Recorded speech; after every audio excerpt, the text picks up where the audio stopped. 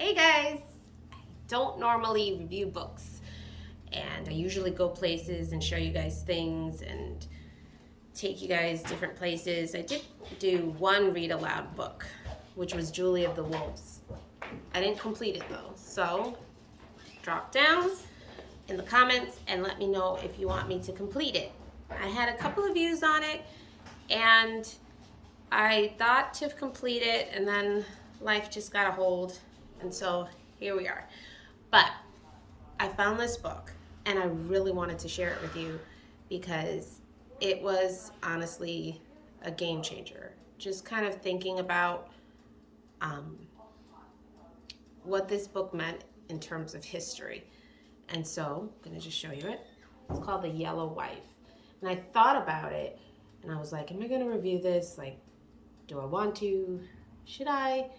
But it really kind of touched me, and I thought, regardless if one person sees it, then maybe it'll be a game changer to them, and they'll tell their inner circle, and it'll be something that, kind of will change you and kind of make you think. Now, I saw this on Facebook, and initially I knew exactly what it was. I knew it was old school. I knew it was probably from slavery, and I know a lot of people think the past should stay in the past.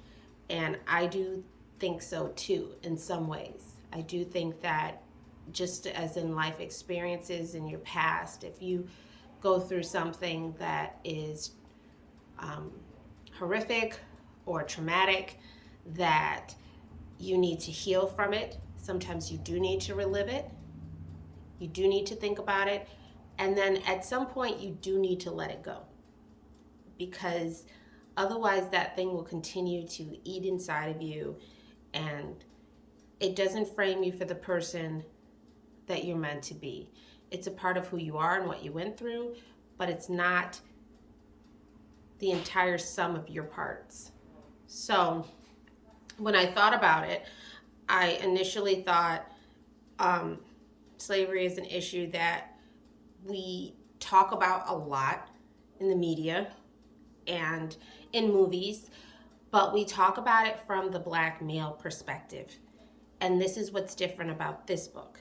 The difference is that it's from a female slave perspective, and what that must have been like during pre-Civil War era.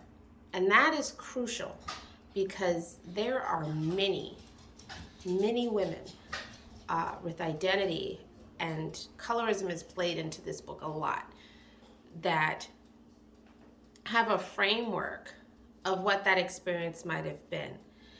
And just like I'm going to review another video about what I learned about of Black Germans during the Holocaust, which blew my mind there too, because here I was like, I never thought about Black Germans in the Holocaust era and what that must have been like for them. And were they persecuted? Were they sent to concentration camps as well?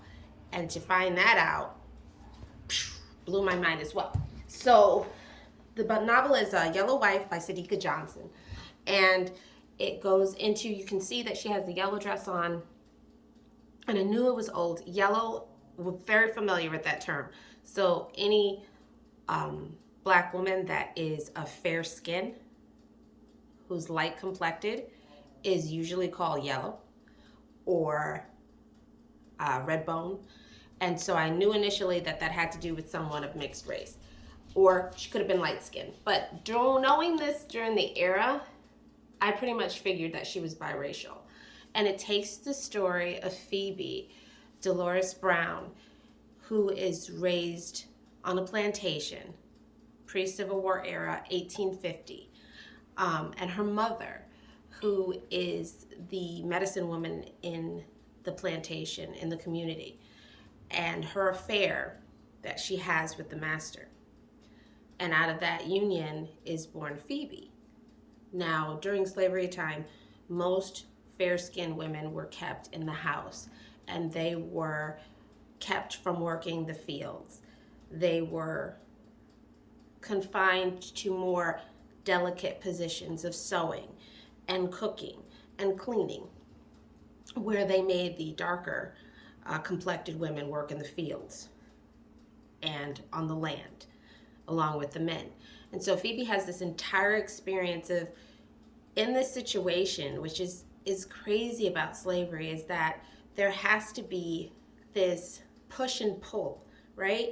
This accepting of your circumstances because you're born into it, right? So you're not necessarily affected by being brought over from Africa or from Spain on the slave ship. You're actually born into this already made community, which you have to adapt and assimilate into.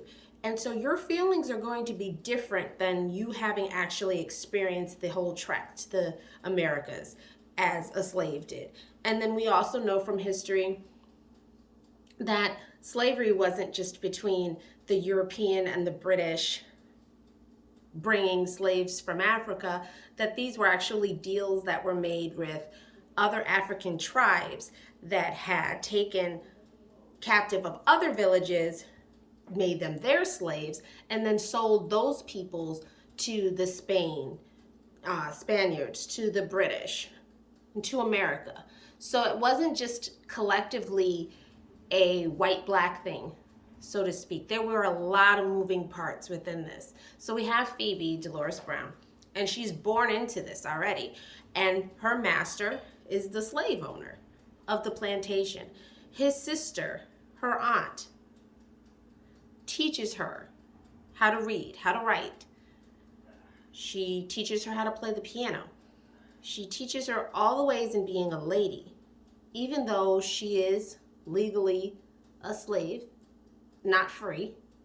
And the promise is that when she reaches 18, that her father, the master, is going to send her to Massachusetts to an all-girls school where she will then be free because she is fair enough that she can pass for white and be undetected in society.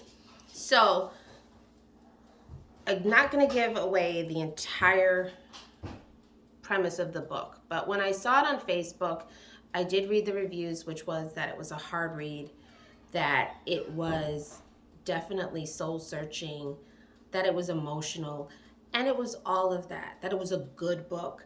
And I wouldn't say that I would say that it's a good book in the sense of that it's a work of fiction, and so it could be a good book, but it's more of an informational, fictional book, which is actually based on Mary Lumpkin and the Devil's Half Acre in Virginia.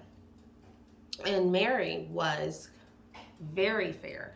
And we know that if you have a black parent and a white parent and they have a child, that child can normally be on the fairer side. But then you take that fairer child and have another child with an all-white person, that child is going to be even fairer and can pass as white.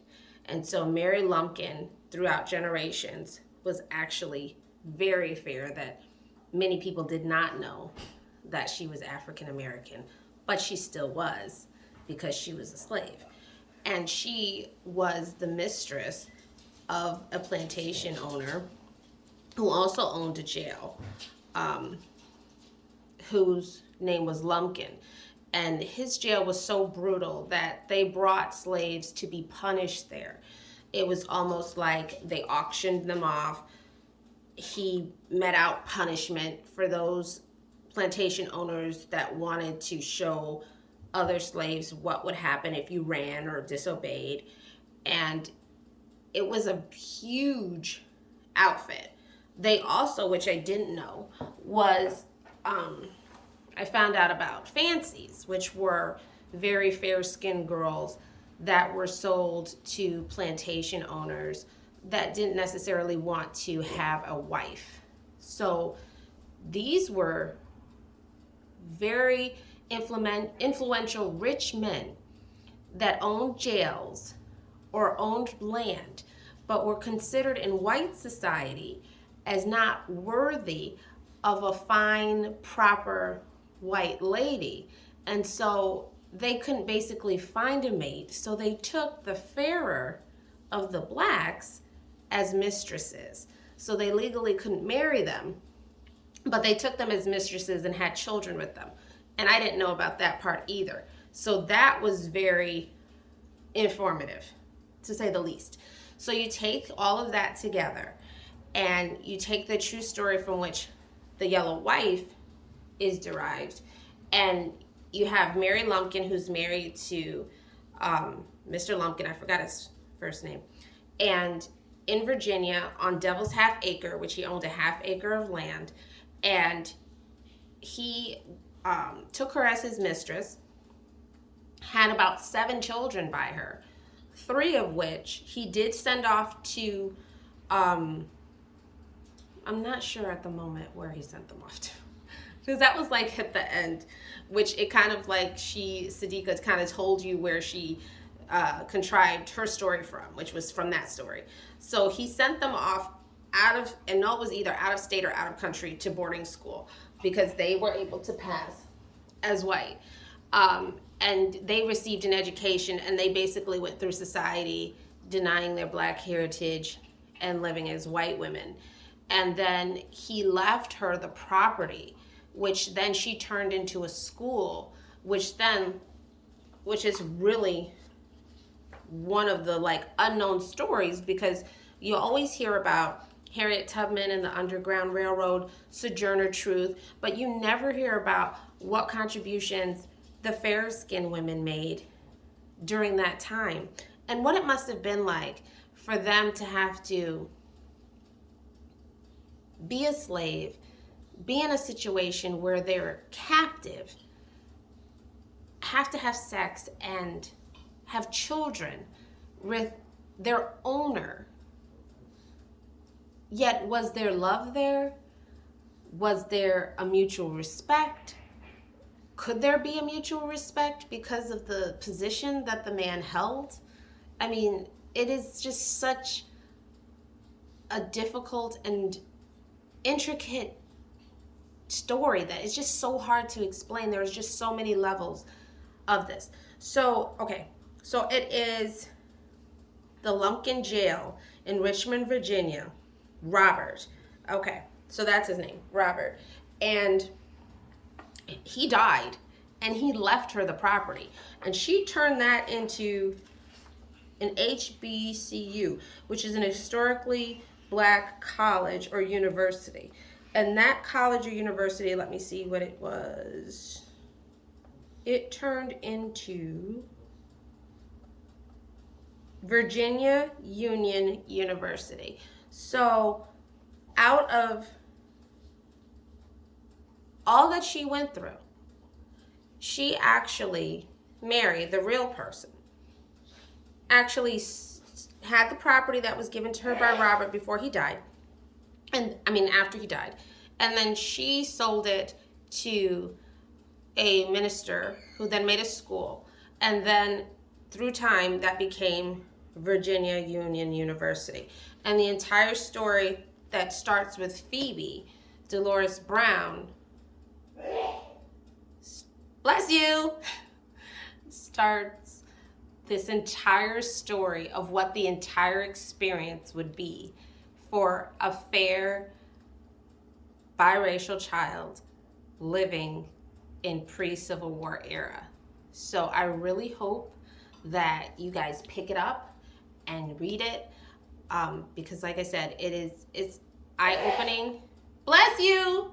It's mind-blowing, and it really will give you a new perspective.